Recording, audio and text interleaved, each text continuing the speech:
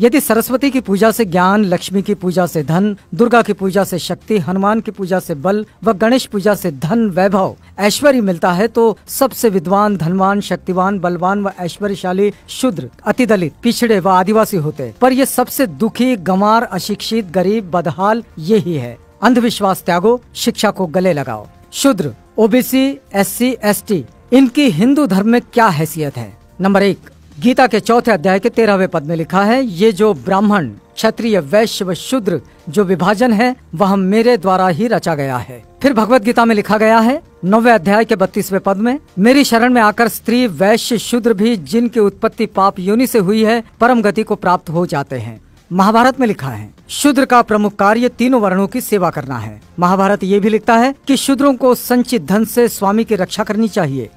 रामायण में लिखा है शूद्र तपस्या करे तो राज्य निर्धनता में डूब जाएगा। रामचरितमानस में ढोल गवार शूद्र पशु नारी सकल ताड़ना के अधिकारी। रामचरितमानस में ही पूजिए विप्र सील गुणहीना शूद्र न गुण गण ज्ञान प्रवीणा। आपस्तम धर्म सूत्र में लिखा है वह शूद्र जो ब्राह्मण के चरणों का धोवन पीता है राजा उससे कर टैक्स ना ले। कथक संहिता में लिखा है कि जिस गाय का दूध अग्निहोत्र के काम आवे शूद्र उसे ना छुएं। इतरे ब्राह्मण सूत्र में लिखा है कि शूद्र केवल दूसरों का सेवक है, इसके अतिरिक्त उसका कोई अधिकार नहीं है। स्कंद पुराण में लिखा गया है कि यदि कोई ब्राह्मण शूद्र को शिक्षा दे तो उस ब्राह्मण को चंडाल की भांति त्याग देना चाहिए। गौतम धर्म सूत्र में लिखा है कि यदि कोई शूद्र वेद सुन ले तो पिघला हुआ शीशा लाख उसके कान में डाल देना चाहिए। यदि वो वेद का उच्चारण करे तो जीभ कटवा देना चाहिए, वेद स्मरण करे तो मरवा देना चाहिए। विष्णु स्मृति में लिखा है कि देव यज्ञ व श्राद्ध में शूद्र को बुलाने का दंड 100 पर्ण।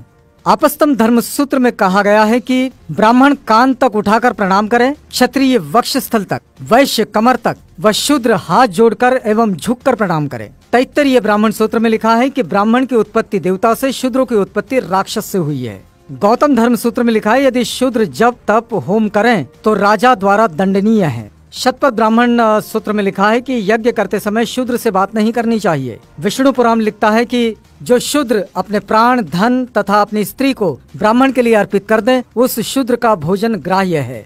महाभारत के अनुसार शूद्र राजा नहीं बन सकता। गीता के अनुसार शूद्र को ब्राह्मण, क्षत्रिय और वैश्यों की गुलामी करनी चाहिए। रामायण के अनुसार शूद्र को ज्ञान प्राप्त करने पर मृत्यु दंड मिलना चाहिए। वेद कहते हैं शूद्र ब्रह्मा के पैरों से पैदा हुआ है इसलिए वो नीच है। मनुस्मृति के अनुसार शूद्र का कमाया धन ब्राह्मण को बलात् छीन लेना चाहिए। वेद कहते हैं शूद्र का स्थान ऊपर के तीनों वर्णों के चरणों में है। पुराण कहते हैं शूद्र केवल गुलामी के लिए जन्म लेते हैं।